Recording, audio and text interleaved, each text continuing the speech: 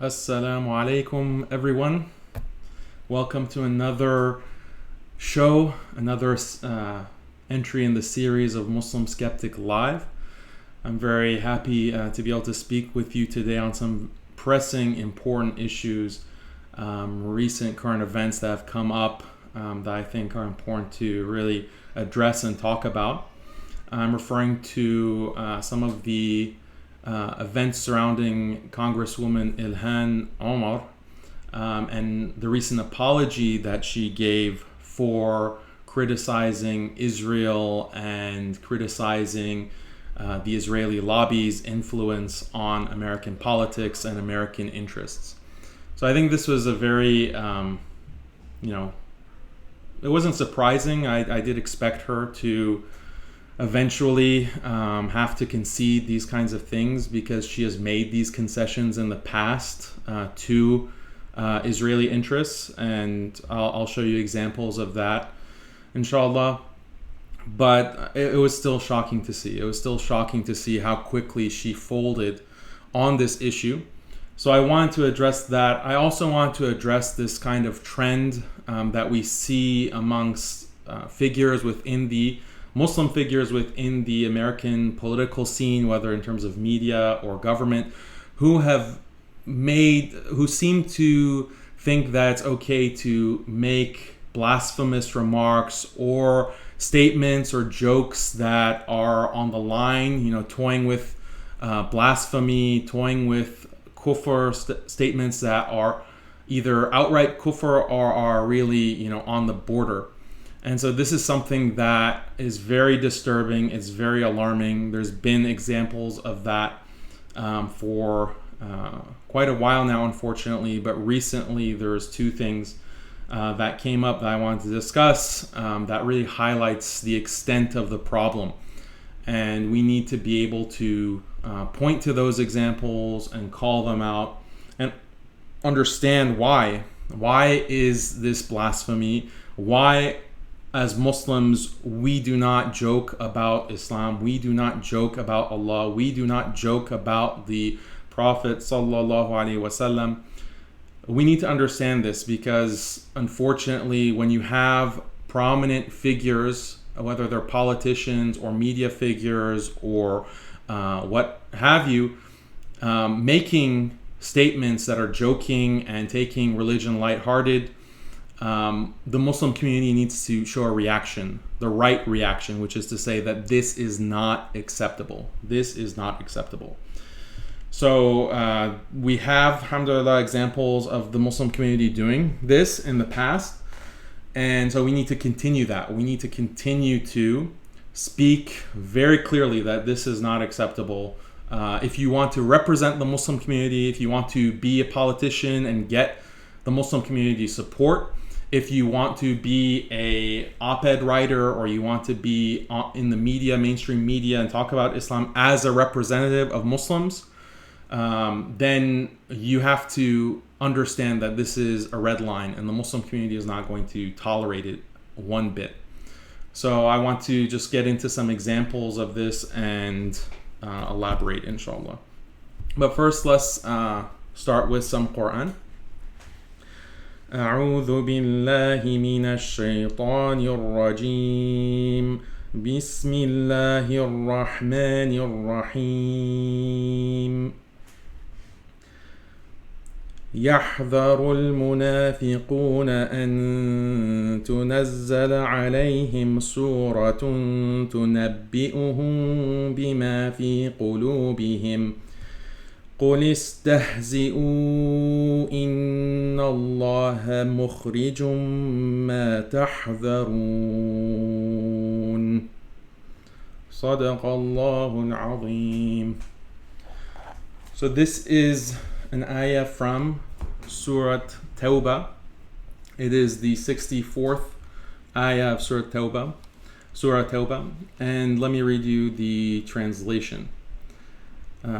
The hypocrites are apprehensive lest a surah be revealed about them, informing them of what is in their hearts. Say, mock as you wish. Indeed, Allah will expose that which you fear. And then the next ayah, which I'll also read, وَلَئِن سَأَلْتَهُمْ لَيَقُولُنَّ إِنَّمَا كُنَّا نَخُوضُ وَنَلْعَبُ قُلْ أَبِاللَّهِ وَآيَاتِهِ وَرَسُولِهِ كُنْتُمْ تَسْتَهْزِئُونَ. If you ask about this, they'll surely say, we are only conversing and playing. Say, is it Allah and His verses and His messenger that you are mocking? So these ayat, subhanAllah, are very relevant to our times. And if you read the rest of that section of Surah Tawbah, Allah describes exactly what we see in this day and age, with people who are making statements, very blasphemous statements, and then when you call them out on it, they'll say, oh, we were just joking, oh, this is just talk, this is, it doesn't mean anything. But Allah is pointing out that no, you're joking about Allah, you're joking about His ayat, you're joking about the Messenger sallallahu alaihi wasallam. This is not acceptable. And the sabab and nuzul of this in the time of the Prophet sallallahu alaihi wasallam was such a person in the Muslim community who was making these kinds of lighthearted remarks and joking about the Muslims, joking about the Prophet sallallahu alaihi wasallam in a very despicable way. And then these ayat were revealed about that kind of joking. So we have to recognize the danger of this and we have to denounce it. So that's the theme, inshallah, for the entire broadcast today. Let's get into Ilhan Omar and the recent controversy, and then I'll tie it back to this kind of joking about deen. So give me 1 second to share my screen.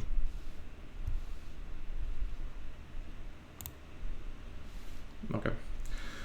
So this is the article that I wrote today. I published it today. It was a satirical article. A lot of people reacted negatively to this. They don't appreciate the sarcasm and the derision of my tone. I think derision is absolutely necessary for what Ilhan has done and the way that she's handled this situation. And I'll explain exactly what I mean by that in a second. So what happened basically? For those of you who don't know, it started with a Republican senator, I believe, who criticized Ilhan Omar and Rashida Tlaib for basically their BDS stance.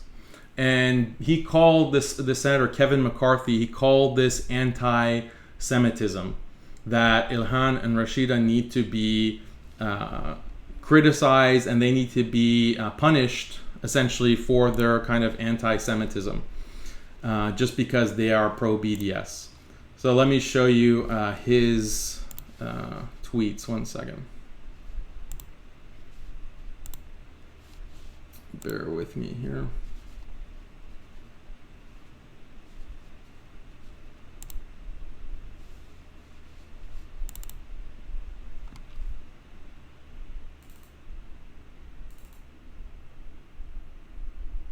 Okay. So this became big news. GOP leader Kevin McCarthy threatens punishment for Ilhan and Rashida over their criticisms of Israel. So this was the big news. It's ironic, or it's interesting, because recently Kevin McCarthy got into trouble back in October for saying that the Democratic Party was being influenced by Jewish money. And he didn't exactly put it in those terms. He didn't say Jewish money. But the people that he was criticizing for trying to influence Democrats were Jewish. He criticized 3 people: George Soros, Bloomberg, and there was a third one that I forgot off the top of my head. But he was slammed for this. He was slammed for saying that these 3 individuals, who happen to be rabid Zionists, are influencing the Democratic Party. And so he has been in a lot of trouble for those kinds of statements. and he was criticized by both his own party and the Democrats. And so now it seems like he's overcompensating. He's overcompensating and he's criticizing Ilhan and Rashida. It's a easy scapegoat to point to the Muslim women and say that, oh, well, they're doing this. We have to sanction them. We have to punish them because they're criticizing Israel. That's tantamount to anti-Semitism. So that was the beginning. And so Glenn Greenwald from The Intercept writes this tweet, and it's relevant because Ilhan retweets it. Let me show you the retweet.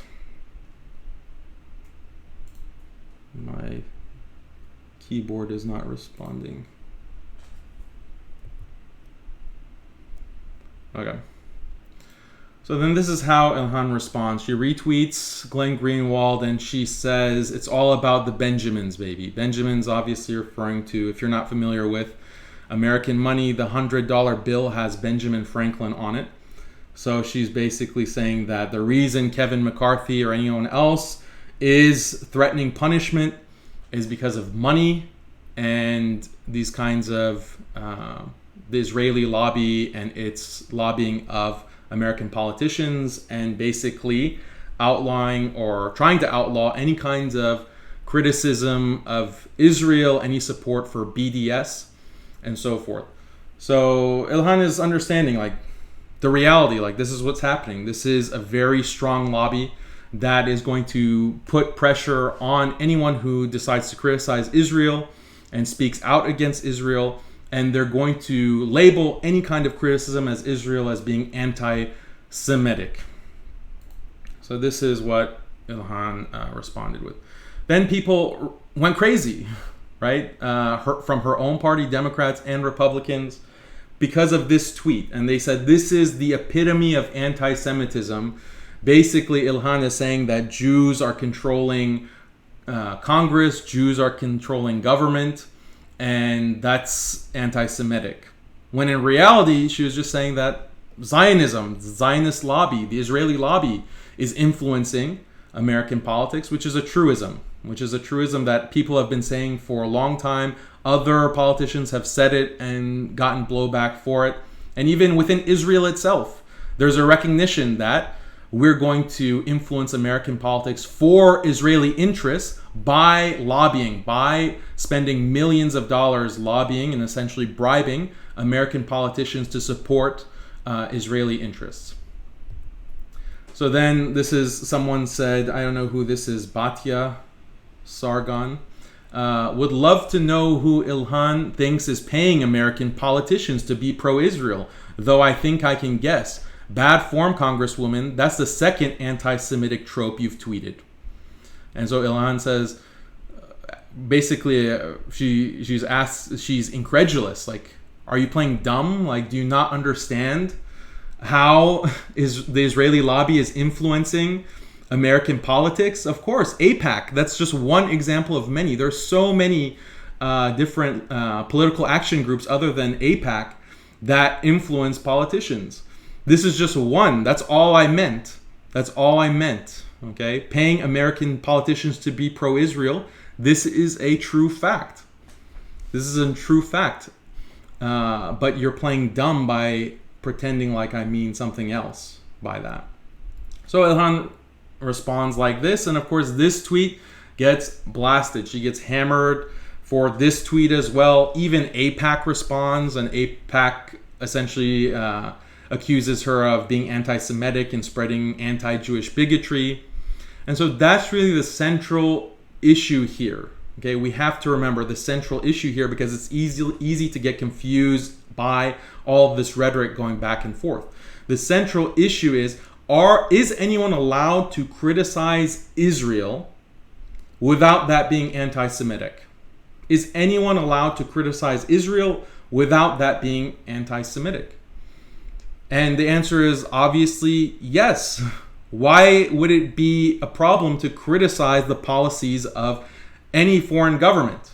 Okay? We don't think that criticizing Muslim countries and blasting Muslim countries is Islamophobic or is anti-Muslim. I'm constantly blasting and criticizing countries Muslim majority countries because of the governments there, the tyrannical governments that are oppressing Muslims, that are oppressing non-Muslims. I constantly criticize those governments. That doesn't make me an Islamophobe. That doesn't make me someone who hates Muslims. No, that's fair game. You can criticize a government. Plenty of people are criticizing the American government. Plenty of people criticize Donald Trump. Does that mean that they're anti-American or that they're bigoted in a certain kind of way? So that's completely non sequitur. It doesn't make any sense.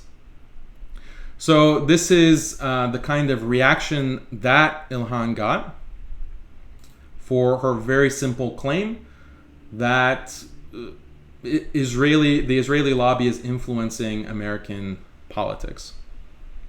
So what happened? Nancy Pelosi, many Democratic Party leaders took the opportunity to slam Ilhan, telling her that there's no place for this kind of anti-Semitism, telling her that she needs to apologize, that she needs to take back what she's saying about the Israeli lobby and the influence of Israeli lobbying, Zionist lobbying on American politicians.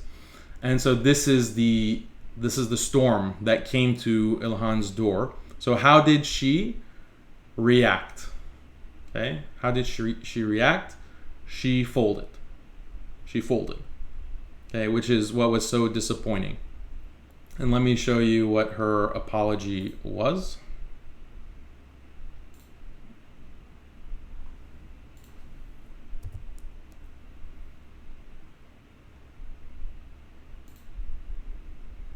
Okay. She says, we need to analyze this. We need to analyze exactly what she says, because this is important so that you understand what is really problematic even about this apology. Anti-Semitism is real, and I'm grateful for Jewish allies and colleagues who are educating me on the painful history of anti-Semitic tropes. My intention is never to offend my constituents or Jewish Americans as a whole. We have to always be willing to step back and think through criticism, just as I expect people to hear me when others attack me for my identity. This is why I unequivocally apologize. At the same time, I reaffirm the problematic role of lobbyists in our politics, whether it be AIPAC, the NRA, or the fossil fuel industry. It's gone on too long, and we must be willing to address it. So a lot of people have responded to my article by saying that, oh, well, Ilhan apologized, but it wasn't a real apology, right? It wasn't a real apology. So we should not be too harsh on her. We should not be too hard on her for this apology that she made, for walking her statements back. This was just a strategic move. We have to be more forgiving. We have to appreciate what her initial stance was. And so this is the kind of defense that people are giving Ilhan. And I think it's misplaced.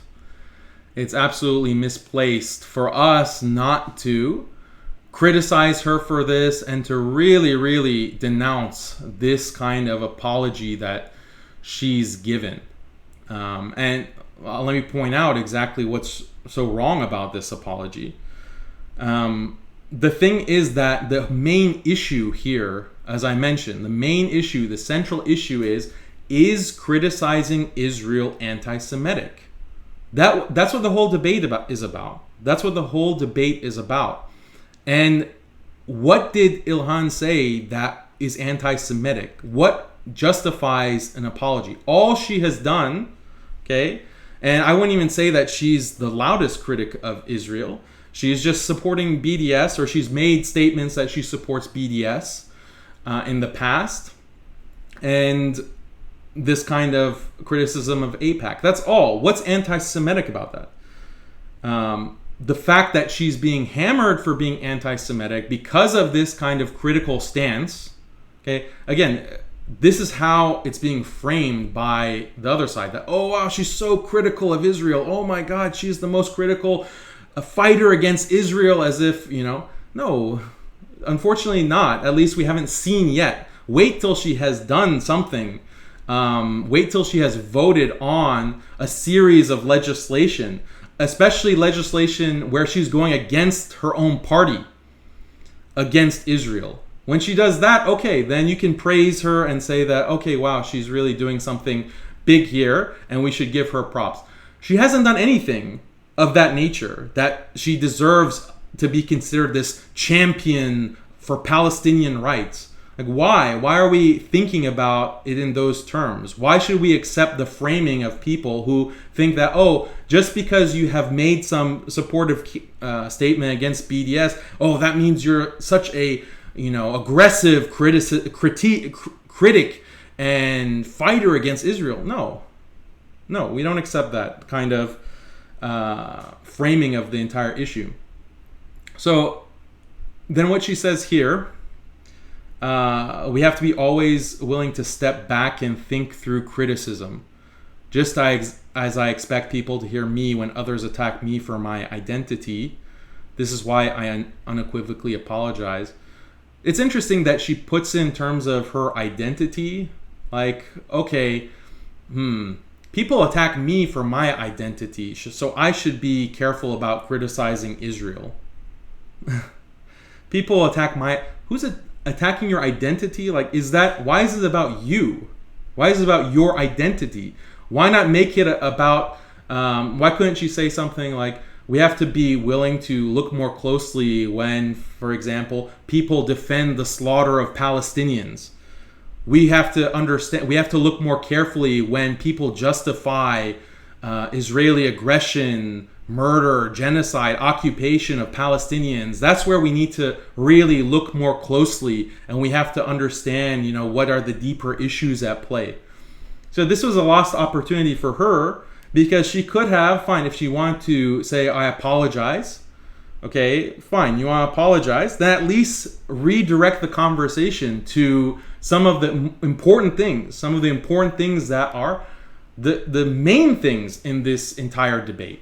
The main things: Israel's occupation, Israel's genocide, Israel's carpet bombing, Israel's violation of international agreements and international human rights law. Bring the conversation to that. Bring the conversation to those issues. Don't make it about your identity, okay? Oh, my Muslim identity, which, by the way, I've already talked plenty about this, Muslim politicians invoking identity. Okay, it's your identity, but everything that you stand for, everything that you're calling for is contrary to Islam. So who cares? As a Muslim, why should I care? Okay, we don't share the same identity if you're calling for all of this nonsense constantly, defending. And that's why I point out in the article that I wrote today and published today on Muslim Skeptic, is that she's constantly defending transgender. She's defending transgender in the military. She's defending transgender cross-dressers wanting to be in certain kinds of sports competitions. So this is what she's really made her mark on. If someone wants to say that Ilhan is a, proud, strong defender of cross-dressers and transgendered people, I would say, yeah, that's true. She's proved that. She's proved that over and over and over again. Every week she's tweeting. Every week she's making a statement supporting that. So yeah, she is a strong defender of trans people. She's going against her own party to make a statement for LGBT, for trans. She's going against her own Democratic Party for that. So yeah, I agree. She is a strong defender of that. Is she a strong defender of Palestine? Is she a strong defender of Palestinians? Is she a strong supporter of BDS? Yet to be seen, and it doesn't look good given the kind of concessions that she's giving already. So going back to this statement, her apology. At the same time, I reaffirm the problematic role of lobbyists in our politics, whether it be AIPAC, the NRA, or the fossil fuel industry. So some commentators criticizing me and attacking me said, look, her apology is a fake apology because she just reiterated that AIPAC is problematic. But see, this is why people are confused. That wasn't the central issue. That wasn't the central issue here. The central issue is criticism of Israel anti-Semitic? Okay? That's what's important here. Because if it is anti-Semitic, then no one can criticize Israel. No one can criticize Israel without being labeled as a bigot, without being labeled as racist, without being labeled as an anti-Semite. And that's actually the legislation that has passed the Senate, where the first bill in this term of Congress that the Senate has passed is to make supporting BDS essentially giving states the right to penalize people for supporting BDS. So this is the first bill that the Senate in this term of Congress has passed. And it's all about this issue, all about this central issue of criticizing Israel being anti-Semitic. Because that's what the bill is being supported or being justified by through that line of reasoning. We have to make supporting BDS illegal because it's tantamount to bigotry. It's tantamount to anti-Semitism. That's why just like we have laws that penalize people for racism, anti-black racism, for example, or sexism, or any kind of bigotry, just like there are laws that are justified to prevent and curb racism, we have to have laws that curb anti-Semitism. And BDS is anti-Semitic. That's why we're justified in creating these laws, and that's why we're justified in going contrary to the First Amendment or freedom of speech. That's why it's justified, because that's the central issue. Criticizing Israel is anti-Semitism. So Ilhan, in this apology, concedes the whole debate. She concedes the entire issue. So that's what's so problematic about this apology. Okay, it wasn't about AIPAC having a role in politics, right? And the thing is that she mentions the NRA or the fossil fuel industry. There are plenty of people who will criticize the NRA's influence in American politics. There's plenty of people who are criticizing the fossil fuel industry's role in American politics. But are we allowed to criticize Israel's role in American politics? No, that's the difference. That's what distinguishes those AIPAC, the Israeli lobby, from those other interest groups. So she has conceded the entire conversation by acknowledging that she apologizes for criticizing Israel. That's the whole debate. That's the whole conversation. So this is disastrous. This is disastrous because it undermines everything else that she's been saying. Okay, so this is what has happened. I wrote this article published today on the whole fiasco. The other thing is that this is not the first time Ilhan has apologized. Okay, that's important. It's not the first time that she's apologizing. In fact, there's more egregious cases of her apologizing. So let me pull that up for you.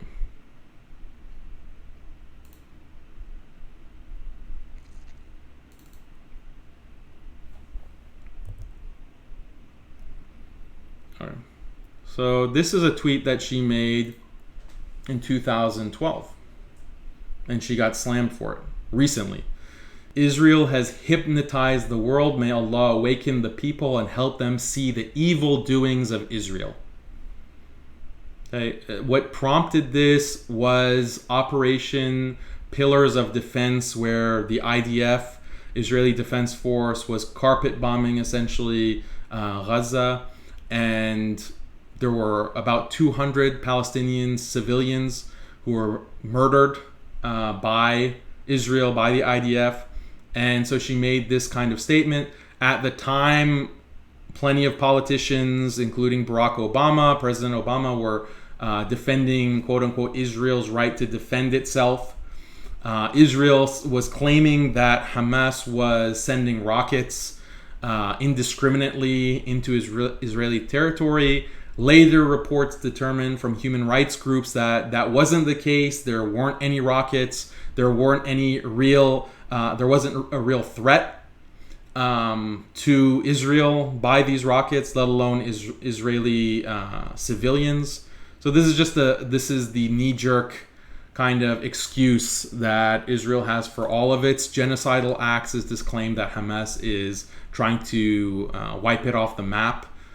But in reality, when actual human rights groups go, they don't see any evidence of this kind of threat that justifies carpet bombing and using white phosphorus, for example, illegal weapons of mass destruction against the poor Palestinian people.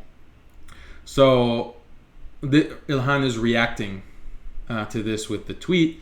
This came to light and she was slammed for being an anti-Semite because she criticized Israel. The same script, basically, the same script that we saw with her recent statements on AIPAC and so forth. And so what does Ilhan do? Does she say something principled like, well, look at what Israel is doing. Why don't you're criticizing me for my statements. Why don't we go back and look at what politicians were saying at that time? Let's scrutinize 2012 tweets and 2012 statements from politicians defending Israel, defending these genocidal acts by Israel. Why don't we look at those? Why don't we consider those kinds of statements?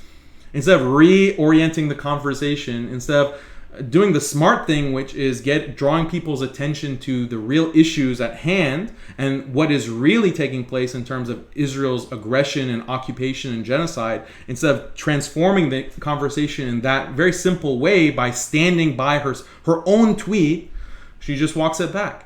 She just walks it back and says, these were unfortunate words. So she was in an interview with Christiane Amanpour on CNN, and Amanpour calls her out on this tweet, and what does Ilhan do? She says, oh, I apologize. This is unfortunate words that just came to me, and basically she took them back. So Ilhan has a history. Ilhan has a history of apologizing and walking back statements when she gets criticized. And that tweet, what's so offensive about it? It's just a criticism of Israel's influence on American political discourse. If we can't acknowledge that, if we can't acknowledge such a simple thing, such a plain reality that everyone can see, and even Israel itself, commentators in Israel are aware of and write about within their Israeli newspapers and magazines and so forth, then we're in bad shape. If even that's not allowed, how can you fight against Israel's influence? How can you fight for Palestinian rights? How can you fight for your Muslim brothers and sisters in Palestine if you're not even willing to do the minimal amount of just saying that this is wrong, what's happening? This is what Israel is doing is evil. You can't even say that. You can't even say that without apologizing. Right? This is the tweet. She apologized for this. That's sad. That's very sad that even a simple acknowledgement of reality, it doesn't matter if you're Muslim or non-Muslim. You can't even acknowledge reality without being blasted as being an anti-Semite. That's the central issue, that if she had stood her ground, okay, that would be something. That means she did the minimum amount of not selling out and basically not bowing her head to these Zionist lobbyists and so forth. If she did that. But she didn't do that. She did not do that. And the fact that Muslims will defend her, and some Muslims within the Muslim community will defend her and say that, oh, she's trying her best, and make all these kinds of excuses. This is not right. This is making matters worse. Okay? This is making matters 10 times worse. Because what is the message that we're sending? The message that we're sending when we defend Ilhan or we defend Rashida, when they put our interests, the Muslim community's interests, the Ummah's interests on the back burner, on the side, whenever they do this and we don't call them out for it, then that essentially rewards that kind of behavior. Basically, we're telling Ilhan that you can say whatever you want that's contrary to Islam, that's contrary to Muslim interests, that's contrary to the Ummah's interests. That's fine. We're still going to support you no matter what. We still have your back. We know in your heart of hearts what you really think. So we're going to take it easy on you, and we're not going to push back or criticize. You have our undying support. So this just conditions the politician. This conditions the politician to think, okay, when I say something that is contrary to Zionism and Israel, I get hammered. I get hammered and I get blasted, so I better not say anything that makes those people upset. But if I say something that Muslims is contrary to Islam or Muslims don't like, oh, well, Muslim community will still support me no matter what, so it's fine. It's fine. So we're training these Muslim politicians. We're training Ilhan, Rashida, Keith Ellison before her, Andre Carson before her. We're training these American Muslim politicians. Also in the UK, okay, in the UK, some of these politicians, we're training them to continue to violate our interests, to violate Islam, to violate the Ummah's interests. We're enabling them for that. We're enabling that kind of behavior. This is wrong. We have to call it out in the strongest terms. Look at other communities, okay? Look at the backlash, for example, that President Donald Trump received when he ended the government shutdown, and he essentially conceded to Nancy Pelosi and the Democrats on the issue of the wall, building the wall between the U.S. and Mexico.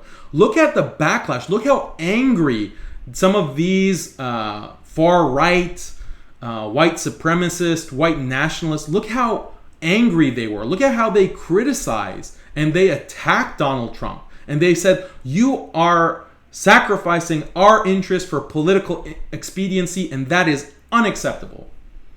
He got a ton of backlash. People were saying, forever Trumpers, the ones who were really supporting him through thick and thin, forever Trumpers were saying, this is just crosses the line. This crosses the line. This issue of the wall is so important. You cannot sacrifice this issue just for political expediency. So this is the reaction of that community, that group, to one of their most beloved politicians, Donald Trump. We see this with many communities, especially when it comes to Zionists. Look at how much backlash any politician, okay, who expresses any kind of view that even slightly deviates from the standard pro-Israel line, there is immediate backlash. When some of these politicians, during the worst bombings, for example, of Gaza, the worst bombings of Palestine, they'll say something like, oh, Israel has, maybe Israel should kind of tone it down a little bit. Like, that's the extent of their criticism. Like, maybe it's not such a good idea to bomb women and children and civilians. Like, maybe Israel should tone it down a little bit. Even that, like such tepid remarks critical of Israel, those people get slammed. Those people get slammed by Zionists. And what does that do? That has, for them, it has a positive effect. It has a positive effect. But Muslims, no. These American Muslims, not all Muslims, these American Muslims who are supporting Ilhan and Rashida and others, no matter what they say, this is what they're doing, right? They're training these Muslim politicians to go against or not to have any consideration for Muslim interests. So this is a big, big, big, big problem. We're just shooting ourselves in the foot. Okay, so this hurts. This hurts. I can't understand like how Muslims can defend, some of the Muslims who are defending Ilhan on this. Like, doesn't it hurt?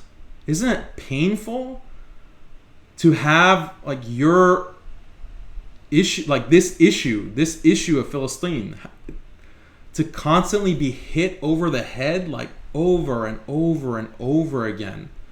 Like people are so beaten down that Ilhan, they see Ilhan as, wow, this amazing defender of Palestine. Oh, like that's how, is that how low our standards are? That's sad. That's very sad, and it speaks to the level of our psychology, like our psychological state. Anyway, it's very disappointing. I was very disappointed to see what Ilhan said and apologized in this way, but I was doubly disappointed to see Muslims defending her and saying that, oh wow, you know, Daniel, don't be criticizing Ilhan, she's our hero. Yeah, what a joke. Okay, let me pause now and look at some questions or comments.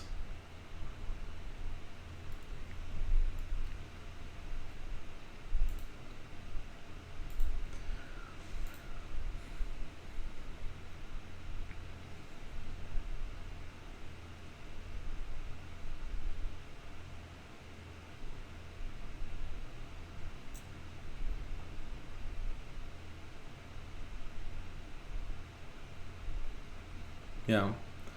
Brother Hisham Hamad says, our inferiority complex has caused many American Muslims, specifically the fat cats, to lower the standards to almost nothing. Yeah, so that is absolutely true. There's a lot of money at play in supporting some of these politicians, these Muslim politicians. And then for someone to criticize, like me, then that becomes a problem. That becomes a problem for those groups and those individuals. Let's see. How about YouTube?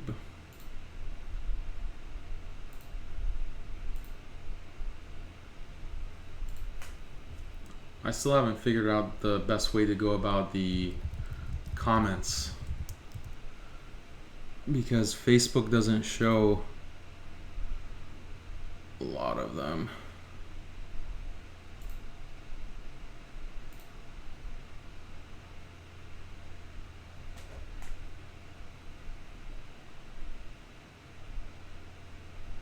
Yeah. Abu Respect says, Ben Shapiro, the Zionist shill, often calls people snowflakes, but on his latest video, he was accusing Ilhan of being an anti-Semite for supporting the boycott of Israeli products. Yeah, I mean, you can't expect consistency from someone like Ben Shapiro. He's the guy who justifies genocide and against Palestinians.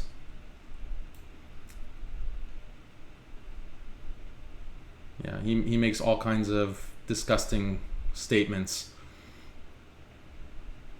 against Palestine.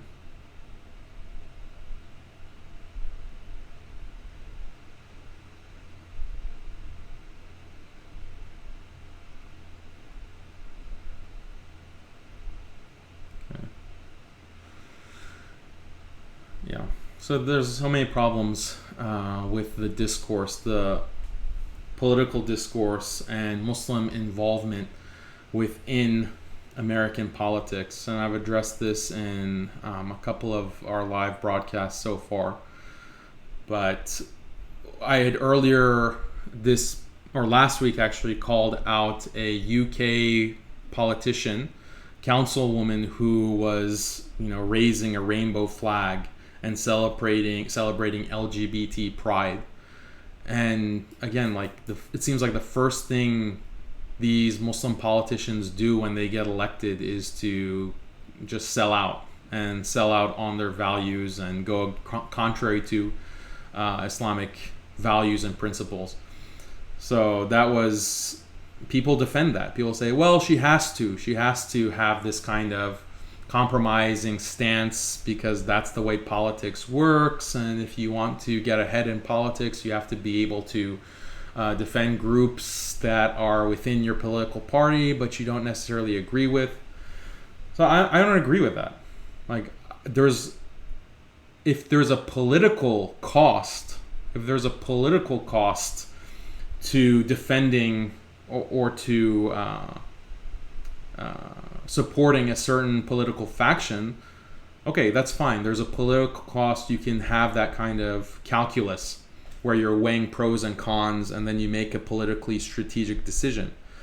But it's not just politics. When these Muslim politicians raise LGBT flags and they are constantly defending transgenderism and LGBT, when they're constantly conceding and sacrificing their principles on the issue of Zionism and basically throwing their Palestinian brothers and sisters under the bus, that is not just political. That's not just politics. That is affecting the Muslim community. It's affecting people's lives. It's affecting its life and death when it comes to our Muslim brothers and sisters overseas in places like Philistine, in places like Yemen. But it's also threatening the Muslim community's faith, because you're distorting what Islam is about. You're making it seem like this is something that Muslims are okay with, that Islam accepts same-sex behavior, Islam accepts cross-dressing, Islam accepts transgenderism, that these are things that Muslims can get on board with. That's the message that these politicians are constantly sending to the wider Muslim community. And then the Muslim community, okay, if it were just at that, fine. You could say that Muslims, people like me, for example, can say, okay, these are Muslim politicians. We don't look to them as examples. They're not models of correct Islamic behavior, correct Islamic morals. We can disregard that. Okay, that would be easy. Like, that would be a much easier situation. But the problem is that you have masajid, you have religious organizations, religious Muslim organizations, you have conventions, Islamic conventions and conferences. You have imams going on the minbar and praising these politicians, praising them and saying that, look, these are our role models. These are the people we have to aspire to. They're really doing something great. They're really helping out the Muslim community. We have to support them. We have to support them. We have to support them. These are the people who are following in the footsteps of the Anbiya, right? Multiple imams have made statements like that, like just completely outlandish, ridiculous statements. This gives them religious legitimacy. And that's the danger. That's the danger, because then young Ahmed, young Layla is on social media, is on Instagram, is on Facebook, is on Twitter, and is reading Imam Fulan, Sheikh Fulan, praising Ilhan, praising Rashida, praising Sadiq Khan in the UK, and then thinking, okay, yeah, this is a role model for me. This is someone who I can really depend on to be a strong, good Muslim. But I have a newsflash for you. Good Muslims don't defend LGBT. Good Muslims don't go against what Allah has said. Good Muslims don't contradict and contravene the clear statements of the Quran. Good Muslims do not contradict the clear statements of the Prophet ﷺ on this issue. Good Muslims don't do that. Role models don't do that. So stop praising them. Stop praising them. Stop mentioning them. Stop inviting them. Stop giving them platforms. Stop it. This is getting out of hand and it's completely unacceptable. And we have a right, okay? Don't criticize me for my tone. Don't criticize me and others for blasting Ilhan for this, for blasting these imams for their wishy-washiness on this issue. Don't blast me, because we have to send a message to them in the strongest terms that this is not acceptable. You are threatening the faith. You are threatening the iman of this generation, This young generation of Muslims, actually young and old, there's no age issue here. Young and old, their iman is being threatened by this. And then you're also threatening the coming generations. You're threatening the coming generations because this generation is going to teach their children that LGBT, that same-sex behavior, same-sex marriage, same-sex relationships are perfectly moral and okay, and we as Muslims need to support it. We have to support abortion. We have to support all of these kinds of feminist causes that are being shoved down our throats. This is complementary to Islam. We have to support it. They're going to teach the next generation. The next generation is going to teach the next generation, and so on and so forth. Okay? This is how our religion is distorted. This is how kufr becomes normalized. This is how deviation, this is what bid'ah is. This is what innovation, blameworthy innovation is that you're spreading. Do you understand the stakes? Do you understand what is at stake here? People who want to criticize me, people who want to defend these people like Ilhan, do you understand what is at stake? Is this a joke to you? Is this a joke? I started with these ayat of the Quran for a reason. From Surah Tawbah. I started with that. Why? Because Allah is saying, that is asking, is basically blasting. Do you take Allah and His verses as a joke? Do you take Allah, His verses, and His messenger as a joke? That you feel like you can play around? You can play around and praise these issues that go completely contrary to what Allah has said in His book? Do you feel safe? Like you need to, don't worry about Daniel. Don't worry about like criticism. Okay, this is nothing. This is, who cares? Who cares about any of this? Who cares about Facebook and social media? Care about what you have to say when you stand before Allah, and you have to answer Allah for promoting, legitimizing these individuals who are calling for this. Think about what you'll say to Allah on Yawm al-Qiyamah. That should be your concern, not the kind of backlash or pushback you're going to get on social media. So this is extremely important. This is extremely important. We have to get our minds straight on this issue. So inshallah, I pray that Allah really guides us to understand what's at stake here and what is really going on. Like, every day I'm shocked. I'm shocked at the extent to what people will say and what will be what's considered acceptable within our Islamic discourse, within our Muslim discourse. And unfortunately, the internet and social media makes it very easy for bad ideas and for these kinds of innovations to spread and affect more and more people. So this is very concerning.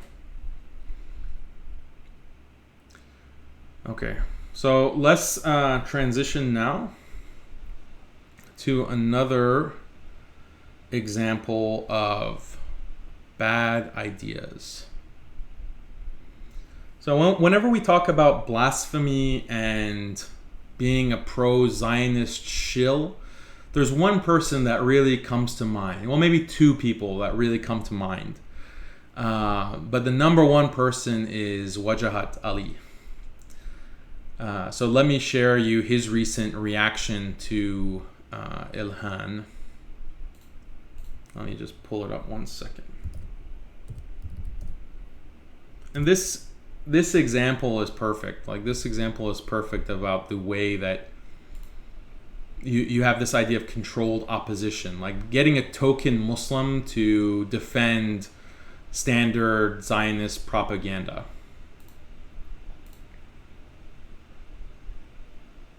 Let me share this with you.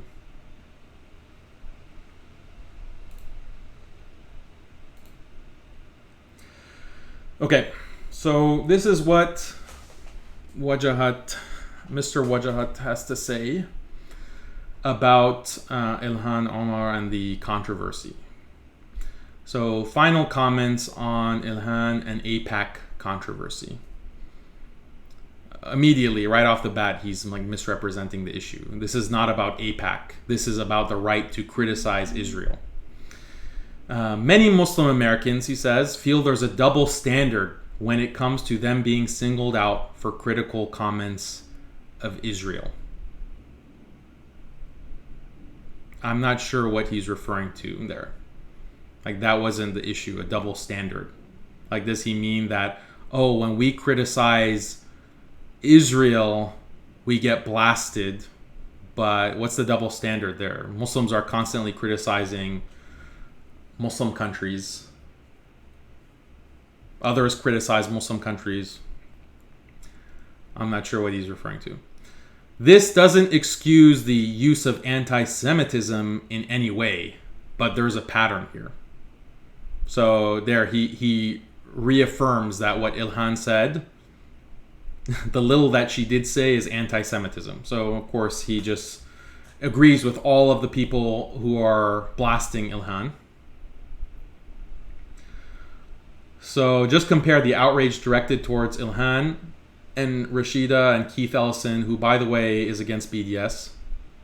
Keith Ellison, right? The same Keith Ellison that's being promoted by a lot of supposedly conservative Muslim organizations. The Keith Ellison who's invited to be a guest at certain knowledge conventions and is put on the stage, and people are taking selfies. Sheikh Fulan is taking a selfie with Keith Ellison.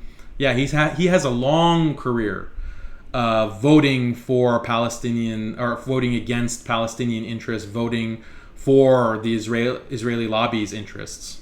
And no surprise, he's also against BDS.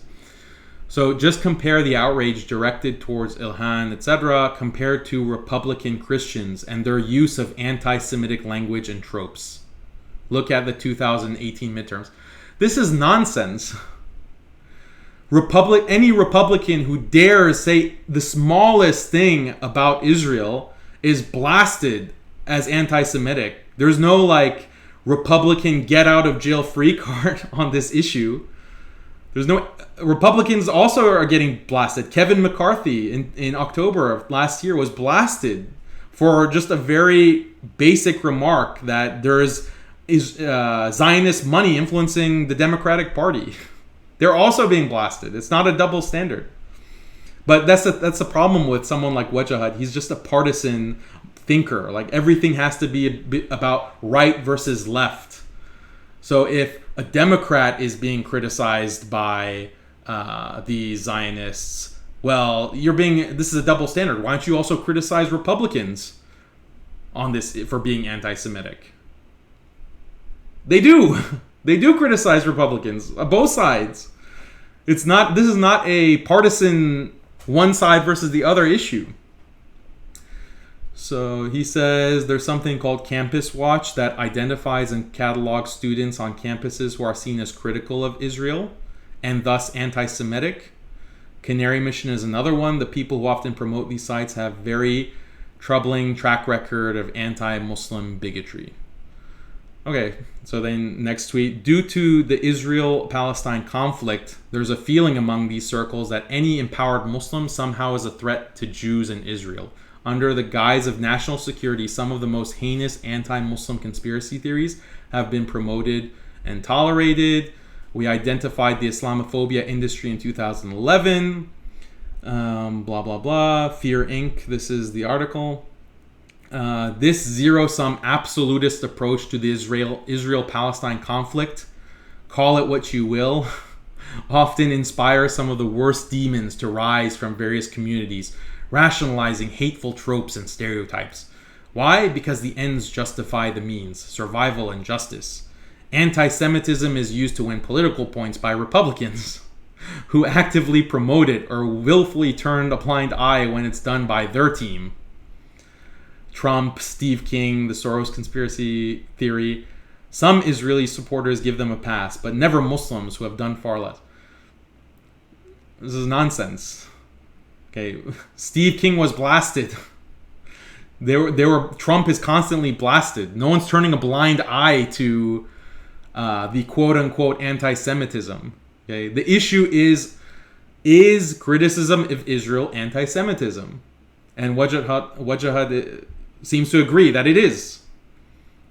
His response to the issue is to create this false equivalency that, oh, well, anti-Semitism on the right is acceptable, so let's point that out as well. We have to be even more. We need more calling out of anti-Semitism. We need more harsh reactions to anti-Semitism, because these people, these Republicans on the right, are ignored. They make constant anti-Semitic remarks, and people turn a blind eye to that. So we need more denunciations.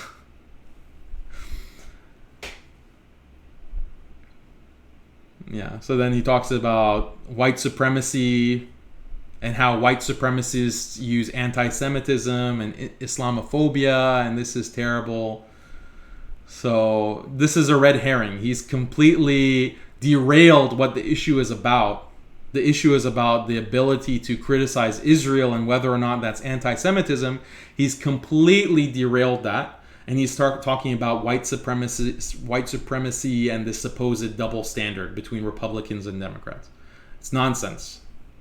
Okay, and he keeps calling it, like, why I laughed when he said the Israel-Palestine conflict. Call it what you want, what you will. Yeah, don't call it the Israel-Palestine conflict. It's not a conflict. This is genocide and occupation. It's the genocide of Palestinians, the occupation of Palestine. That's what we need to call it. Stop calling it the Israel-Palestine conflict. This is one of those hasbara, Israeli propaganda terms, like to make it seem like there's some kind of equivalence between what Israel is doing and what Palestinians do by trying to survive and live their lives without being bombed and harassed and being subjected to the worst kind of apartheid. We can't call it what it is. We have to call it this made-up term that they formulated within a think tank about how are we going to influence Americans' understanding and their view of this issue. We can't have them know the reality, because if they know the reality of the kind of oppression that the Palestinians are subjected to, they're going to react negatively and they won't support these pro-Palestinian policies. So we have to call it something neutral to make it seem like these are two sides that are warring against each other, like it's a big war between two equally matched, equally powerful sides, the Israelis and the Palestinians. So what kind of term can we use for that? Okay, Israel-Palestine conflict, the conflict between these two. No. So people like Wajahat are constantly promoting this kind of propaganda terminology. Yeah. So then Wajahat starts moralizing about the Muslim community. Okay. Finally, all of us should be morally consistent. If you truly care about anti-Semitism and bigotry, then address it, especially in your own community and in yourself. Do the same for Islamophobia and racism. If not, you're being a hypocrite and deserve to be called out for it. Okay, this is standard Zionist propaganda. You have anti-Semitism. Okay, again, which had nothing to do with what Ilhan was saying and what she tweeted. There was no anti-Semitism there. It was a criticism of Israel, the government, the political entity. There's no anti-Semitism in her statements. There's no anti-Semitism that she's ever expressed in criticizing Israel. But Wajahat here is giving us a lecture about you need to look deep down and see the anti-Semitism in yourself, if there's any anti-Semitism. Oh, and Islamophobia, homophobia, and transphobia, all of these phobias, look and make sure you don't have any within your deepest self. You basically need to do tazkiyah. You need to do tazkiyah to get out this this evil hatred that you have within yourself. You have to be consistent. How can you criticize Ilhan unless you denounce all kinds of phobias? So he's confusing the issue. I don't know if it's... Arguably, it's deliberate given what Wajahat has said in other places and the kinds of op-eds he writes. But it just might be he's too stupid to recognize the kind of damage he's doing and the kind of filth that he's promoting. So that's unfortunate. Okay, so Wajahat and blasphemy. That's something that it provides the perfect segue to the next topic of discussion. But before I get to that, let's try one more time to look at comments.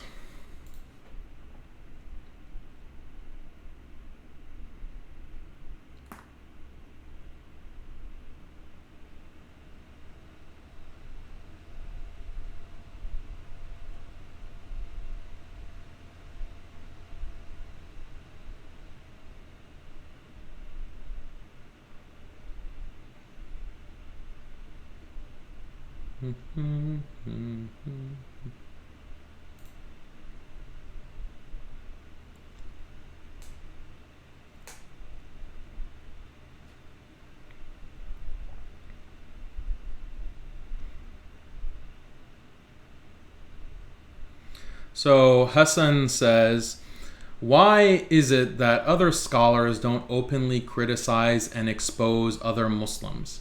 If this is virtuous, meaning what I'm doing, why is it so uncommon among popular scholars? Are they all biased? So I'm not going to comment on all scholars. You specifically are asking about popular scholars. I think you answered your own question. Popular scholars are a self-selected group in a sense. They're popular for a reason. And when you're popular, you have to be a little bit more risk averse with who you criticize and what you criticize. If you criticize a popular figure, if you criticize a popular cause, that's going to cause a loss in popularity. That's going to cause a loss in money. That's going to cause a loss in this or that. So, yeah, I mean, it is a question. I do have this question. Why aren't more popular scholars, okay, however you want to define popular, why isn't there more of calling this out? Okay. When it comes to scholars in general, plenty of scholars are calling this nonsense out. You might not be aware of them because you are only referring to popular scholars. If your entire understanding of what is correct and Islamically valid and legitimate based on what you see popular scholars doing, that's a problem. That's a big problem. Okay? You're taking your Islam from something that is not the best or the ideal source of your Islamic knowledge. And I'm not saying take your Islamic knowledge from me either. Okay? I'm just a guy. I'm just a guy who writes stuff on social media. I'm just a Muslim who writes stuff on social media. You shouldn't be getting your understanding of right and wrong in Islam from me primarily. You have to study Islam yourself with scholars, with ulama. You have to go and do that due diligence. I'm constantly promoting this. I'm constantly telling people. Have you went and studied Fard Ain knowledge? Have you went and learned how to wash yourself properly? Have you learned how to make wudu and ghusl properly? Have you went and studied how to pray properly? Have you gone and studied the pillars of Iman? Have you gone and studied with a scholar, with an alim? What is it necessary to know and to affirm about Allah, about the malaika, about the books of revelation, about the messengers, about the akhirah, about qadr? Have you gone and learned what's necessary to know about ihsan, about tazkiyah, about the diseases of the heart?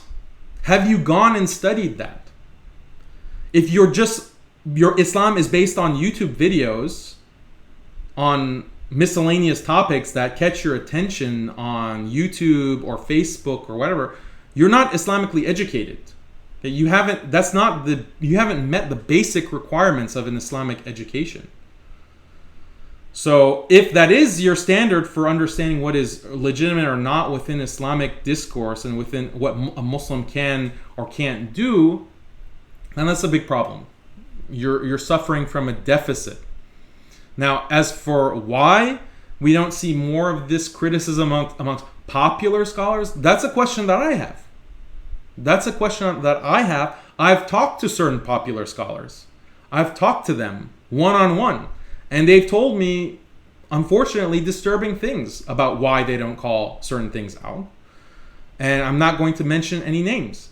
But there's this understanding that when you reach a certain level of prominence and you reach a certain level of popularity, that you're an insider.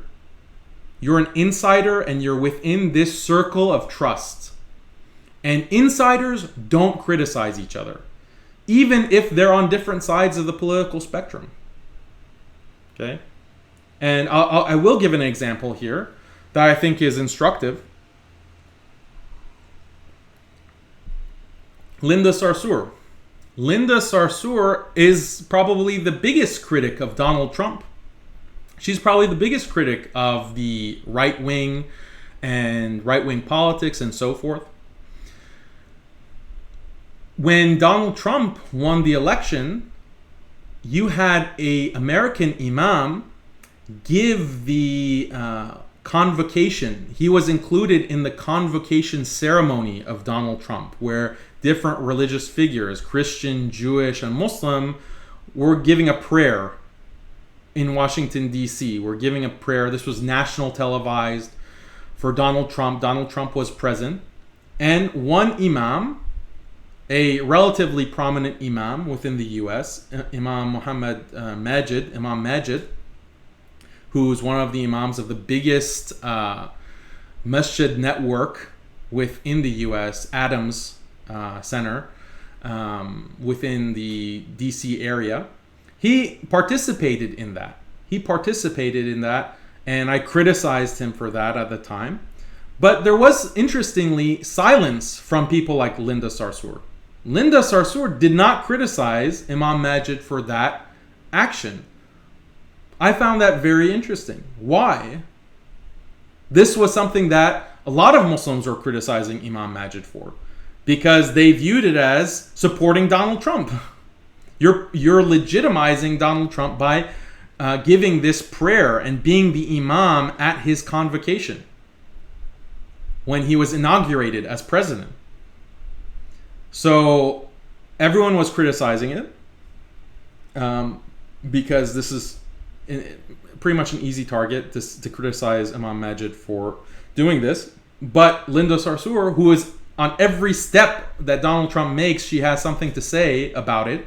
Every aspect of his policy, especially when it involves Muslims, she has something to say, something critical to point out, and oftentimes justifiably so. She has nothing to say about Imam Majid. Isn't that interesting? I think it's very interesting. But I think, and that's just one example. There are many examples of this phenomenon. Insiders don't criticize each other. It becomes awkward. It becomes awkward when you're criticizing someone and then in a week you have to sit with them on a panel, or you have to go and speak with them at ISNA. You have to be at the same conference and conventions with them. So they just avoid, they avoid any kind of criticism. So then we take that as, oh, see, everything is allowed. No one should say anything critical about anyone because it's bad adab. If it weren't bad adab, then why aren't more of these popular scholars, quote unquote, doing it? So that's the answer. It's not that complicated.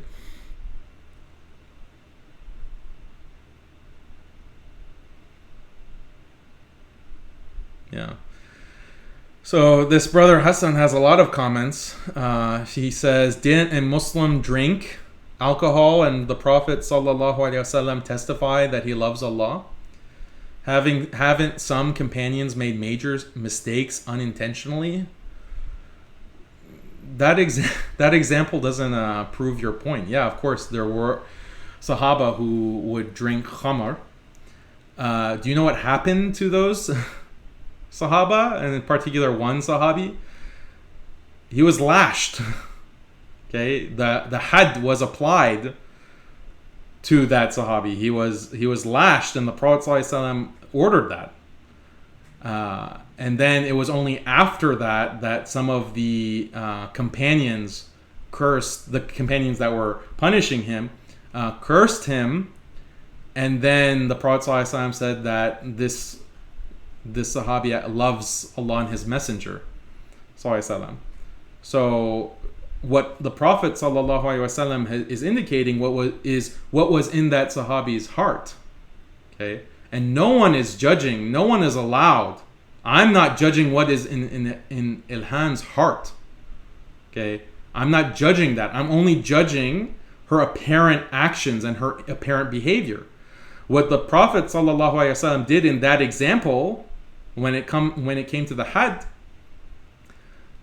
that was what was apparent. He apparently violated Islamic principles. He violated the Sharia. He violated the sacred law. And so there are consequences for that within Islamic governance. And that's the hudud. And so that punishment was based on his actions, not what was in his heart. Do you see the distinction there? Because it's important to understand this distinction. This whole don't judge mentality is garbage. It's nonsense. It's extremely poisonous. Muslims don't judge. Yeah, we don't judge a person's final, like a specific person's final place as if we have knowledge, because that's knowledge of the ghaib. We don't have ilm al-ghaib. We don't know what is going to happen in the akhirah beyond what the Prophet ﷺ and what Allah in the Quran has specifically told us. Beyond that, we don't know. Beyond that, Allahu A'lam. So, yeah, in that sense, we don't judge. But when it comes to apparent things, yeah, of course we judge. That's a part of enjoining good and forbidding evil. That's what enjoining good and forbidding evil means. You have to look and be able to say, this is wrong. This is wrong. As soon as we stop calling out what's wrong and trying to change what's wrong, then we're threatening our iman. We're threatening our iman by this. And there are so many statements within the Quran and within the Sunnah that tells us this.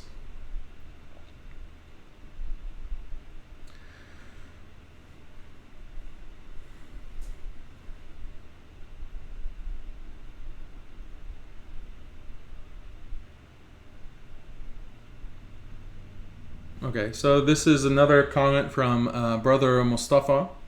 He says, I see you criticizing Ilhan regularly, but wouldn't you agree that it should be tempered by expressing a desire to see her return to normative Islam and encouraging her to get back up?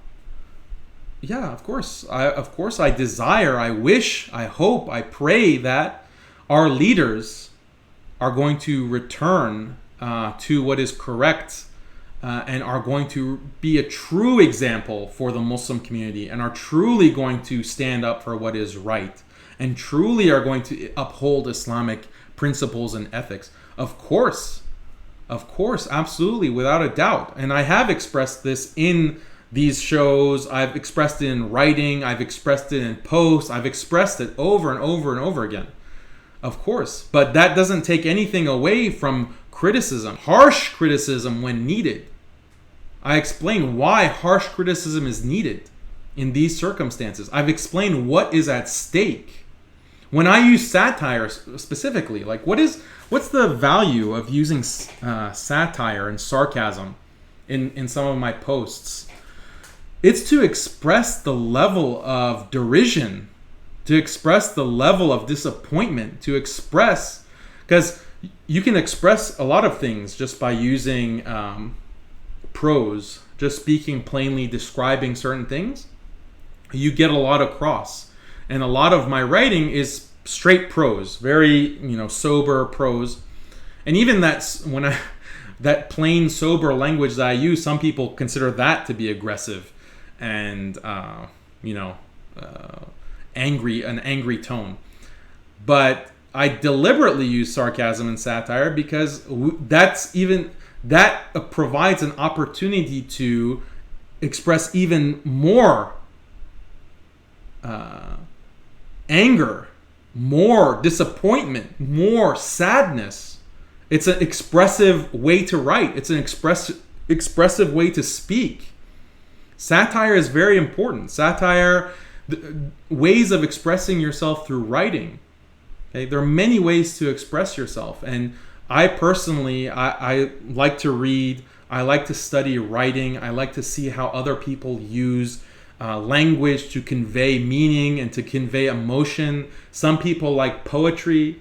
Some people like things like spoken word. Some people like different kinds of writing, different kinds of genre. And satire is extremely important. Satire and sarcasm are extremely important in being able to convey important ideas and convey that emotion and get other people to convey or to understand what you're feeling and to elicit certain kinds of emotions. And so satire, people tell me, oh, Daniel, you should stop using sarcasm and satire. Absolutely not. This is something that is necessary and it's part of expressing. Like it's even, something that helps understand an issue and helps understand the ridiculousness of certain things. Like it's ridiculous, for example, that one of the contrasts that I was trying to make in that particular piece on Muslim Skeptic, you can check it out on muslimskeptic.com, where I'm being satirical and sarcastic about Ilhan and her apologizing for her quote-unquote anti-Semitism. What blows my mind about that is that she has made so many ridiculous statements in favor of LGBT, and she's gone contrary to the Democratic Party in the extent of her support of transgenderism, and really tried to be a maverick and an iconoclast in that specific issue. But when it comes to this other issue of Zionism and the influence of Zionist money within American politics, she's like a mouse, right? In one domain, she's a lion. She's fighting, and she's, the number one soldier in that fight for trans rights. But then when it comes to this other issue that is so important and is so critical to Muslims and to the world, she's a mouse, and she backtracks, and she apologizes, and she bows her head, and so on. So this is the irony. This is like what blows my mind. Like it hurts. It hurts to think about this. So that's why, like, sarcasm sometimes is justified. Sarcasm is sometimes the only medium to be able to express that annoyance and that anger and that frustration. So it's important. It's important.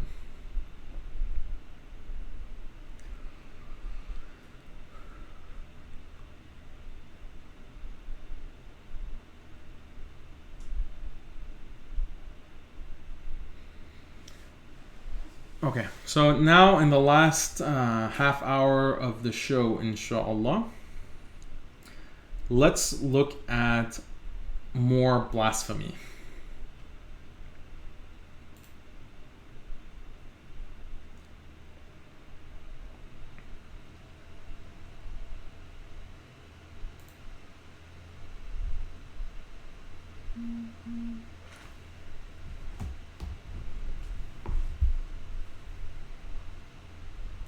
Sharing the screen. Okay, so I wrote this article. I wrote this article on Muslim comedians, lesbians, and Zionists joke about jihad. And this is another very sad example, unfortunate example of people, Muslims making light of religion. And there's this web series called The Secret Life of Muslims. And it's a pretty cringy, embarrassing web series, actually. They try to present Muslims and Islam in a kind of quote-unquote positive light. But really all they're doing is making Muslims and Islam palatable for left-wingers and kind of liberal mindset. Basically telling these liberals, oh, don't worry, Muslims are just like you. Muslims are just this, as American as apple pie, and we support all of these left-wing causes just like you. And you might have heard that there are some illiberal aspects to Islam, but don't worry, there's nothing illiberal. There's nothing that's contrary to left-wing political ideology in Islam. Oh, heavens no. Perish the thought. Just take that idea out of your thought. Islam is 100% left-wing certified. Don't worry. Don't worry about that. So that's essentially what this web series is about. And here you have Reza Aslan, of course. He's the producer of this series. This is just a screenshot from one of the videos of him making an asinine statement. Okay, so this latest video that they put out about 3 weeks ago, it features a bunch of comedians. I don't know many of them. I don't know most of the comedians that are in the video. If you want to watch the video, I don't necessarily recommend it. You can just read the article if you go to muslimskeptic.com. It's right there on the homepage. But basically, they want to talk about jihad. Jihad is something that you liberals can be very comfortable with because it's not what you think. Jihad is not what you think.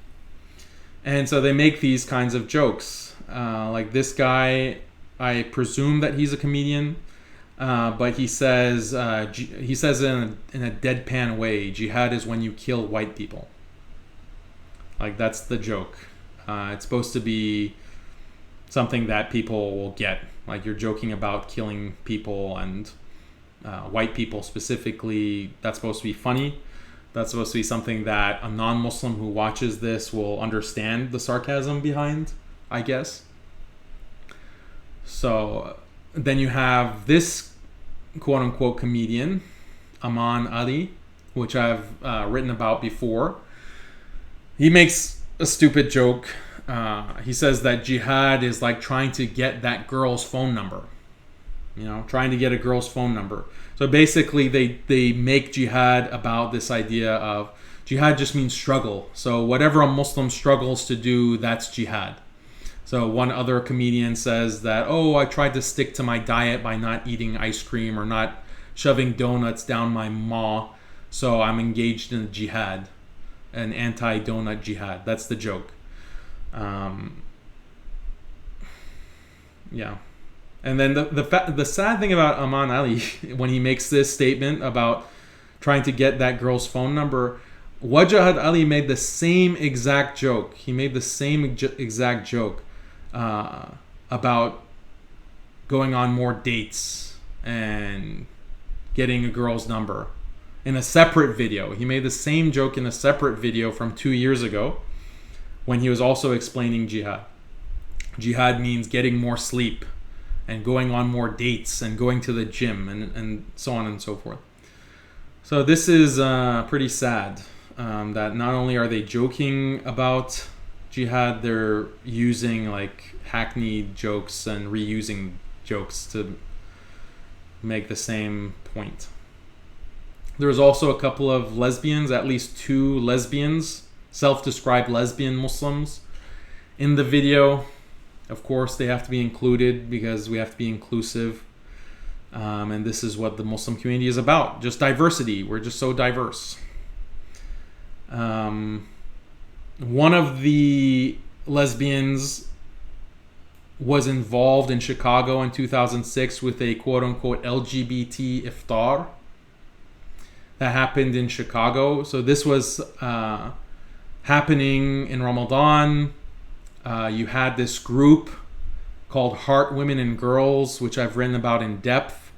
You can read about on Muslim Skeptic, but basically they're this nonsense group of people who are constantly promoting the most far left ideology into the Muslim community by promoting feminism and abortion and sex positivity and all of this garbage, and putting an Islamic spin on it and saying, oh, this is what Islam is about and this is how Muslims need to understand sexuality. So that group teamed up with one of the former chairmen of the largest masjid council in Chicago, Muhammad Qaisar, and they had this LGBT iftar. Okay, and so this is something that's, I think, symptomatic, where you have these kinds of groups that are far to the fringe, and they have nothing to do with the mainstream Muslim community. They're not part of any masjid board or structure. They're not part of mainstream Muslim organizations, but they want to claim to represent that Muslim community. They want to claim to represent that Muslim community. So how do they get their foot in the door? How do they get their foot in the door so that they can claim to non-Muslims that we are representing the Muslim community, and these are our views, that jihad just means going on more dates, and Islam is about sex positivity and LGBT rights and all of this nonsense? How can they claim to their main audience? Their main audience is non-Muslims. Like this web series, Secret Life of Muslims. Their main audience are non-Muslims. Whether non-Muslims in media, non-Muslims in government, just non-Muslims in general in the population. That's their main audience. That's who they're targeting. These videos aren't made for Muslims. They're made for non-Muslims. But they want to claim that we are representing the Muslim community. We are representing Islam. This is what they want to claim because that gives them legitimacy. Otherwise, why does a non-Muslim care what some brown person has to say about XYZ? Who cares? It only is interesting if you are representing the Muslim community.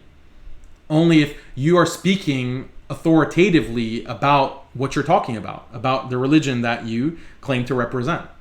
So this is a problem that these fringe left-wing Muslim groups have, is the problem of legitimacy.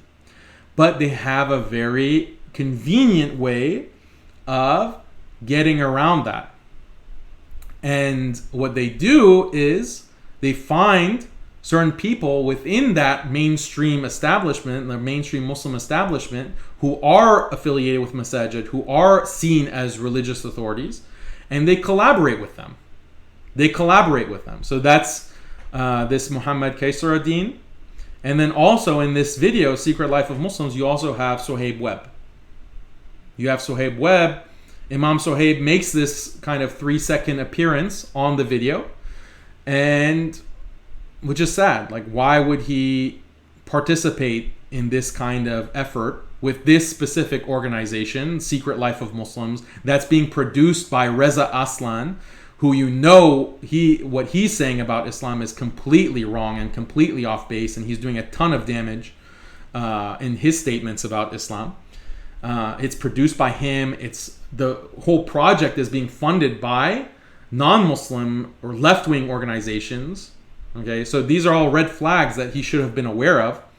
And then, assuming that he wasn't aware of all that, and he wasn't aware of what other people were going to say in the video, he's recorded, and then the whole video is produced, it's published, and he's seeing it. So he's seen the final result of this video. He should be denouncing the final result. He should be going out and saying, this video is Islamically inappropriate. It's making light of Islam. It's making jokes about Islam. It's misrepresenting tenets of Islam. And so this is wrong. I disagree with it. I regret having been a part of it. I asked the producers to, take out my part. Like, that's the kind of statement that you expect. Otherwise, if you don't make that kind of statement and you let it stand, then people are going to assume that you endorse and you agree with everything within that video.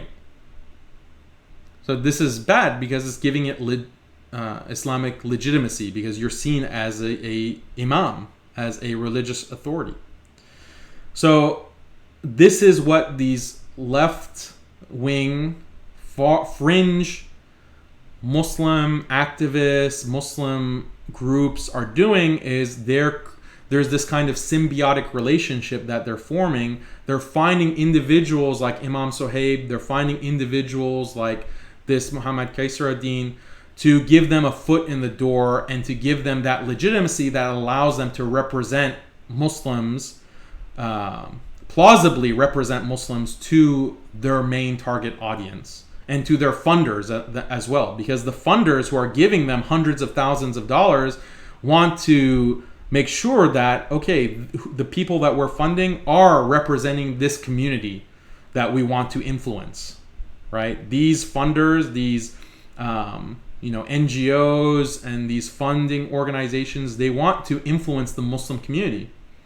And so they want to give money to groups and causes and activists who they can feel confident will have that influence on the Muslim community.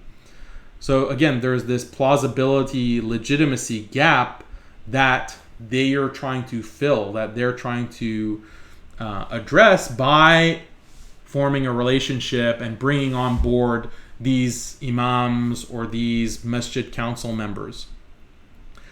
But you also have people like Imam Sohaib Webb. I mean, he also benefits. This Kaisar-ad-Din, he also benefits from being associated with activists, from being associated with these causes. Why? Because there are plenty of organizations and there are plenty of media outlets that will give you access if you are seen as being aligned with left-wing issues, as being aligned with a left-wing agenda, as at least not going contrary to left-wing causes and ideology.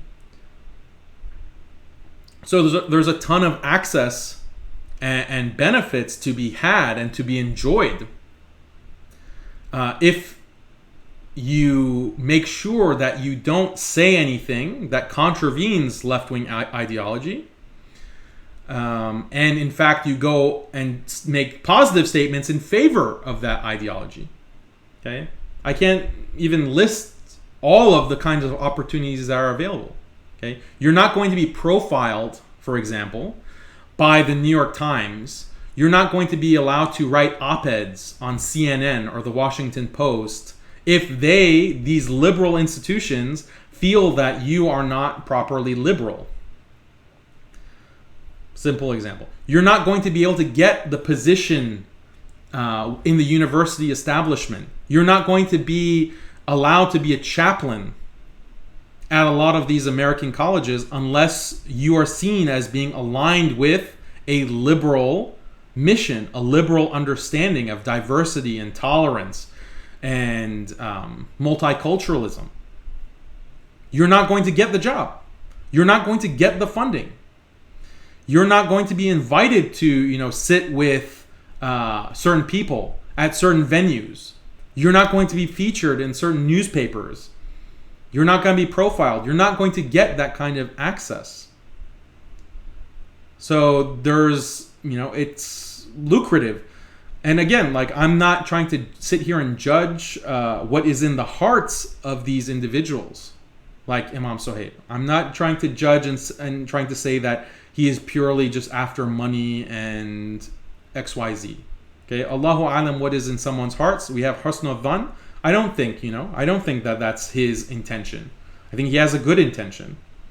But we have to be able to criticize the actions. We have to be able to criticize what he is actually doing, the message that he's sending. We can't be naive about the different kinds of influences and interests, the dynamics of what is involved in this political context, in this political discourse. We can't be naive about these things. It's important to recognize it and to be plain about it. So this is very dangerous. This is very dangerous because blasphemous remarks are normalized.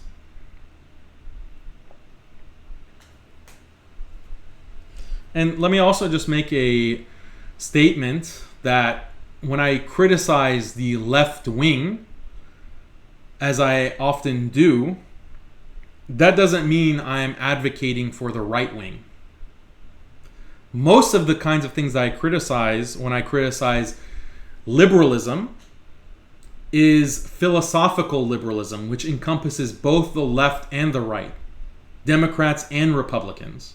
Philosophical liberalism is this overarching umbrella that encompasses political liberals and conservatives.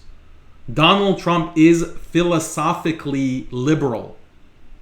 So much of the time when I'm criticizing liberalism, that includes a criticism of both the left and the right. And then other times, specifically, I do criticize the left wing. I do criticize the left wing because that political party oftentimes has things that are extremely contrary to Islam when it comes to the promotion of LGBT, the promotion of feminism, the promotion of, for example, Israeli Zionist interests. And then the right wing I criticize. I have a history of criticizing them when it comes to their anti-Islamic bigotry, their anti-Islamic policies, when it comes to their racism. I've gone on record many times criticizing the killing of black people in the United States by the police state, by corrupt police officers and the police establishment that defends that. So people who want to criticize me and say that, oh, Daniel is just a right-wing partisan, it's because they're either ignorant or they're deliberately trying to misrepresent me. They're deliberately trying to misrepresent me. As I've said just right now in this show, I've said that this partisan mentality of, oh, you have to be either left or right. You have to be left or right. If you're against the left, that means you're right wing. If you're against the right wing, that means you're left wing. No, we have to break out of this frame. We have to break out of this mentality. This is not productive because our values and the principles that we stand with are based on Islam. Islam is our metric. Islam is our standard of judging right and wrong. The Quran is our standard. The Quran is our standard of what is right and wrong. The statements of the Prophet ﷺ, that's our standard. Okay, that's how we determine what our position should be on different issues. Not whether, oh, the Republicans support this, so we have to oppose it. We have to oppose it. Or the left wing supports this, we have to oppose it. No, that's being unprincipled. That's the definition of being unprincipled. When you just support things based on what your party stands for.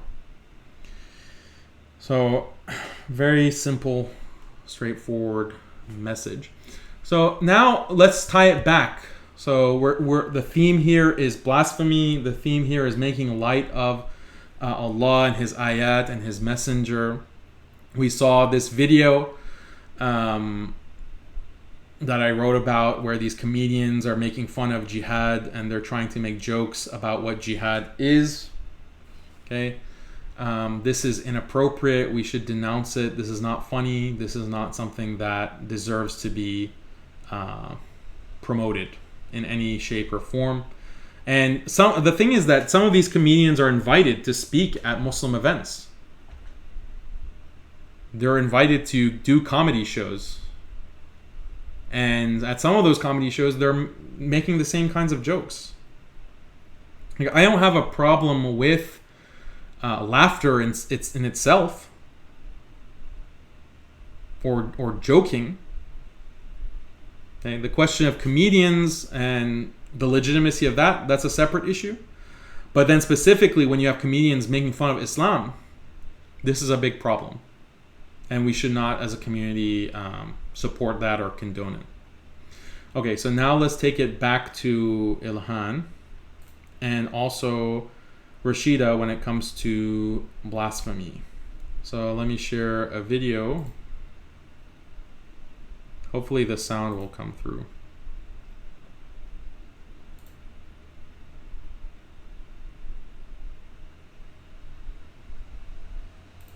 Yeah, let me, hold on.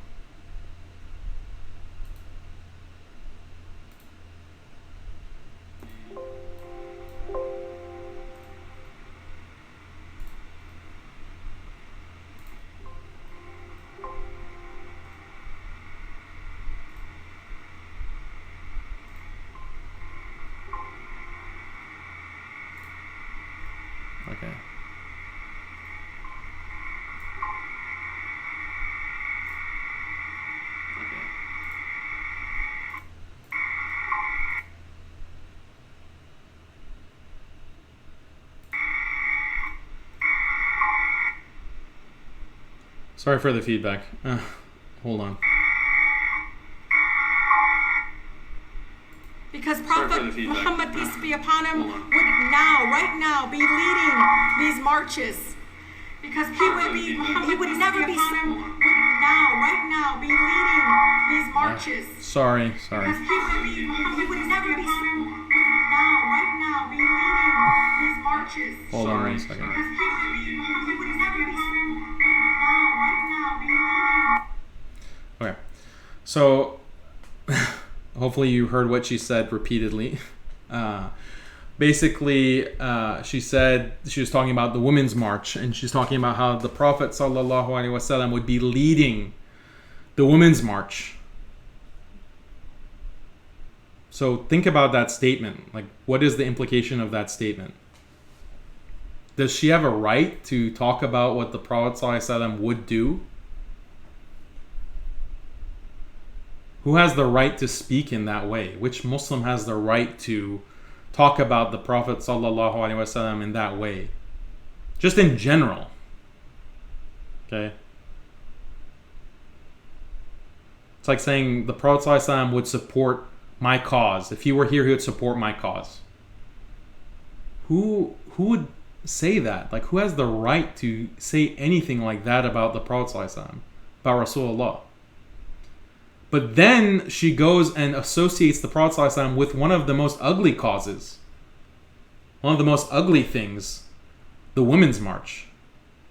The march where they're marching for women being able to cut out babies from themselves. To murder babies. As reproductive rights.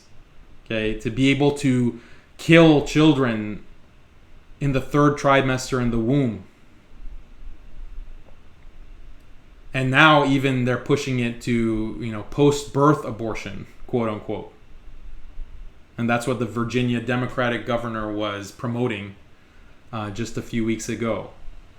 So this is the Women's March that Rashida claims the Prophet ﷺ would support. The same Women's March where they are wearing genitalia hats and talking about their private parts and marching in the most disgusting clothes. This is what apparently the Prophet ﷺ would be leading us in marching in this kind of fahisha. So yeah, that's blasphemous to make statements like that about the Prophet ﷺ in general, but then also with such an ugly cause. This is how, and look at where this talk is happening. This is for CARE, California. So she's put on the stage here. CARE is primarily a religious organization, or it used to be. In the past, I remember that they would be distributing masahif, the Quran. They're distributing translations of the Quran. They're primarily, I remember when I was a kid, CARE representatives would come and give the khutbah and say, and because there'd be fundraising at the masajid and saying that, look, what our primary goal is to defend Muslims. Our primary goal is to defend Muslims and to do da'wah and to spread Islam through our promotion of justice for Muslims and for others who are oppressed. And so they were very loud, outspoken critics of many politicians and Zionists. And to a certain degree, CARE generally is, in certain respects, still critical of Zionists. I don't know what their take was on Ilhan's apology, so I don't want to paint all of CARE with the same brush. But the fact is, at this particular event, you have Rashida Tlaib, Congresswoman, making these kinds of blasphemous statements about the Prophet ﷺ. Does CARE endorse those kinds of statements? They didn't make a statement against it. They didn't say anything like, we do not endorse these particular remarks. Why not? What message is that sending to young Muslims, when you make this connection between the Prophet sallallahu alaihi wasallam and this political cause, whatever the political cause is, but especially one that is so fringe and so disgusting from an Islamic standpoint. What message are our youth getting? What message is the community getting when you say the Prophet ﷺ would be leading this march? So this is how people's iman is being affected. This is how politics, for those who are skeptical and are saying, oh, Daniel, you're just exaggerating. You're just going over the top. There's no way that these politicians are affecting the iman of our community. Just stop being hyperbolic. Well, here's the example. Here is the perfect example of she is making a religious statement. She's making a religious statement by describing what the Prophet ﷺ is going to support. She's talking about the Prophet ﷺ. Okay. Next example. If I can pull it up. Oh, the next example I can just pull up in the actual article.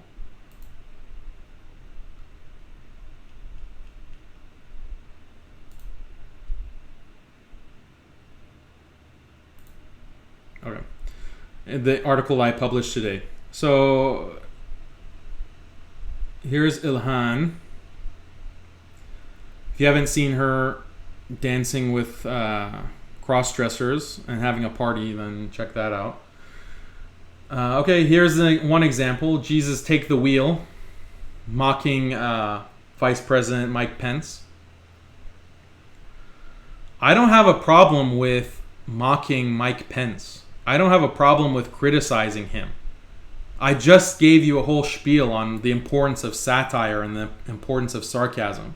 I don't think there's a problem with lampooning Mike Pence or Donald Trump or anyone else, or any of these other politicians, as long as you're lampooning them for the right reasons and in the right way. But she doesn't do that. She's lampooning him in the wrong way about the wrong thing. She's lampooning him about prayer. She's mocking prayer, praying.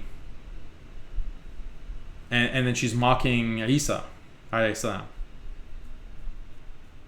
Don't tell me, okay? Don't tell me, Daniel, you're overreacting. Daniel, you're making a mountain out of a molehill. Do not tell me that. Do not tell me that. This is not a molehill. This is major. This is major. And this is what the Prophet ﷺ said in a hadith.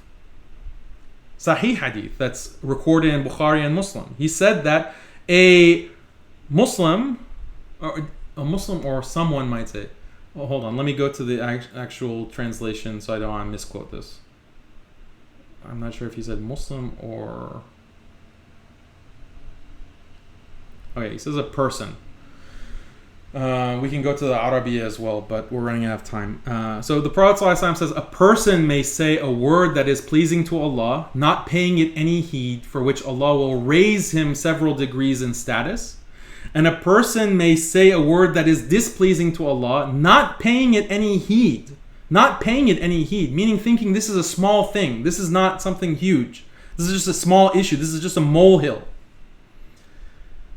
And then just for that word, for a single word, he will fall into the fire. So we beg Allah to protect us from this. Okay, we beg Allah to protect us and all Muslims from falling into this, of saying a word and thinking, oh, this is nothing. This is just a joke. This is just a tweet. This is just a harmless tweet.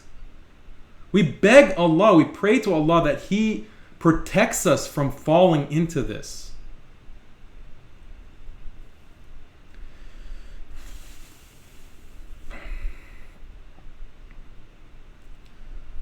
So, don't tell me that this is a small issue. This is not small. This is not a small issue. And then here's another example, even worse. Just in Sarah Sanders, God wanted Donald Trump to become president. And then Ilhan says, God has a strange sense of humor. This is a statement of kufr. This is a statement of kufr. And this is not my opinion, by the way. Okay, this is not my opinion that this is a statement of kufr. Other scholars I've talked to, ulama who are friends of mine, we've talked about this, and they have denounced Ilhan's statement publicly. They're just not popular, okay, as your quote-unquote definition of popular that people are commenting on, okay, who have said this is a statement of kufr. To say that God has a strange sense of humor. And this is also a confusion of aqidah. It's a confusion of aqidah because if Allah did not want Donald Trump to be president, Donald Trump would not be president. If Allah did not want Donald Trump to be president, Donald Trump would not be president. Nothing happens except by the will of Allah. Nothing happens except by the will of Allah. This is basic Aqidah 101.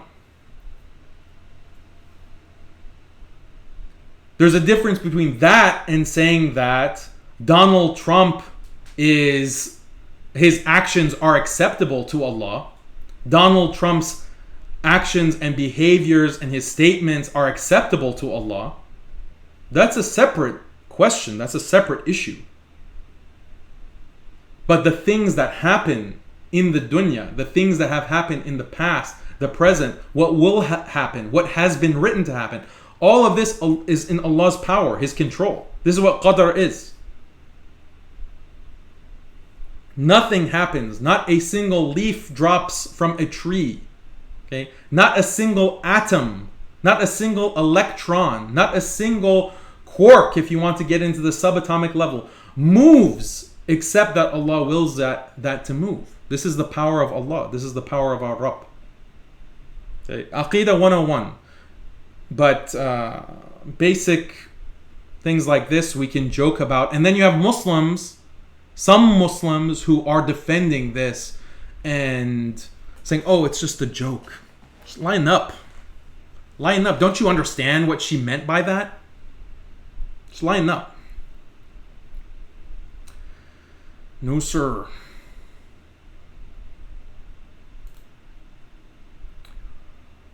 Okay, so we're running out of time. The 2 hours passed pretty quickly for me. I don't know about you.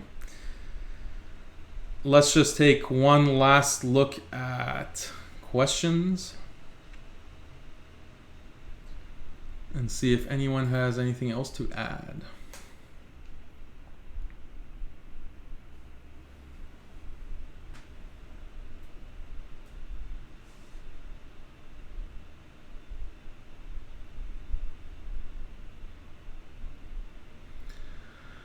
Okay.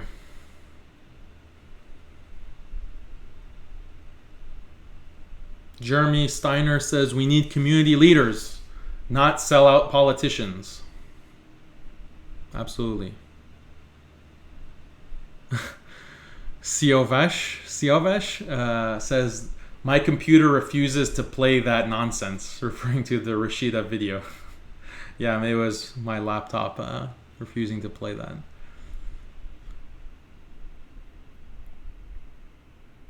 Okay.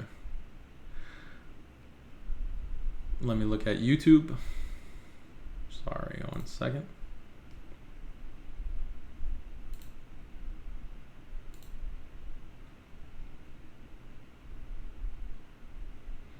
By the way, hopefully the recording of this is going to be available in both YouTube and Facebook.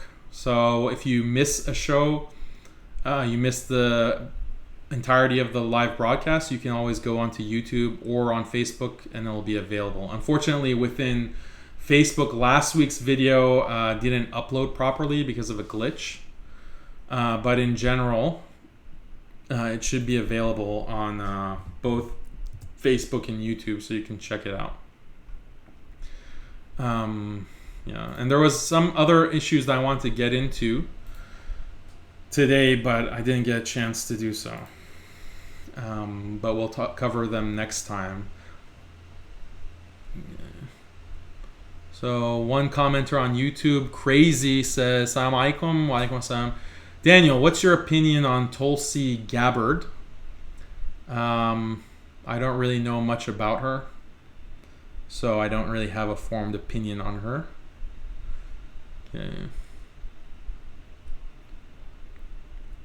Okay. A lot of comments here on everything. A lot of people in agreement. Yeah, so one of the things I want to do is actually go through different comments on me and criticisms of things that I've said this past week, criticisms of the articles that I've published this week, but we didn't get a chance. I don't want the video to get longer than 2 hours. So next time we'll definitely go through some of the commentary criticizing me, because I think it's important to be open. I'm very open to critique and criticism. And, go at me, go hard. If you have a criticism and a critique, just let me have it. I'm a big boy, I can handle it. But you just have to make sure that you tag me or you mention it for me to see it. If you don't tag me or put my full name within Twitter or Facebook or wherever, I won't be able to see it. So just tag me, and I'm going to make this a regular recurring part of the show. Is to actually take some of these comments and break them down and criticize them or critique them, because it's very important for me that people watching this show and following my writing, following my posts and my essays, I want you all to improve in your ability to parse and break down arguments and understand critiques, understand arguments in a way that where you can criticize, you can recognize a good argument versus a bad argument. You can recognize how to deal with arguments. And it's so important when we have so much political discourse, we have communal discourse, we have religious discourse. We have to be, as Muslims, to be able to read and comprehend and judge and critique in a fair way and in a correct way and in accordance with defending the truth and promoting the truth of Islam. So that's my hope, and this is what I pray for, is that you all watching and listening and reading are going to benefit in that way, that you're going to benefit in your ability to digest and read and critique and understand these issues. So that's the intention with trying to look at some of these comments and breaking them down. So and then you can also comment and send me messages if you have questions. You can comment and message me if you want to add anything. Just leave comments below, inshallah, and I'll be able to address them, or hopefully we'll even get to them on the live broadcast itself. Okay.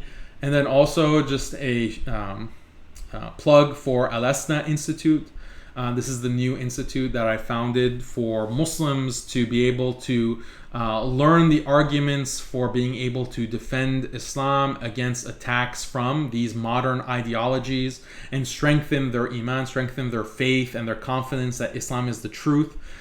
So this is a very important initiative for me, and I pray that it's of benefit to the Muslim community. If you're interested and you want in-depth teaching on how exactly to understand these ideologies and exactly how to break them down and to prove that Islam is superior to these man-made ideologies, superior to all these attacks and these critiques that are coming at Muslims and at Islam, then register for Al-Asna Institute. It's a nominal fee, monthly fee, and you can try it out for a month, or you can sign up for a whole year and get that kind of instruction, and inshallah it will be beneficial for you. So if you're interested, go to alasna.org. It's pinned in the comments, or you can go to muslimskeptic.com and see it and sign up and start taking these courses that inshallah you will benefit from. So jazakallah khair, everyone. Thank you for tuning in. Next week inshallah we'll be continuing at the same time, Muslim Skeptic Live. Stay active in the comments, read the articles that come out daily on muslimskeptic.com, and I look forward to talking to you then. Assalamu alaikum.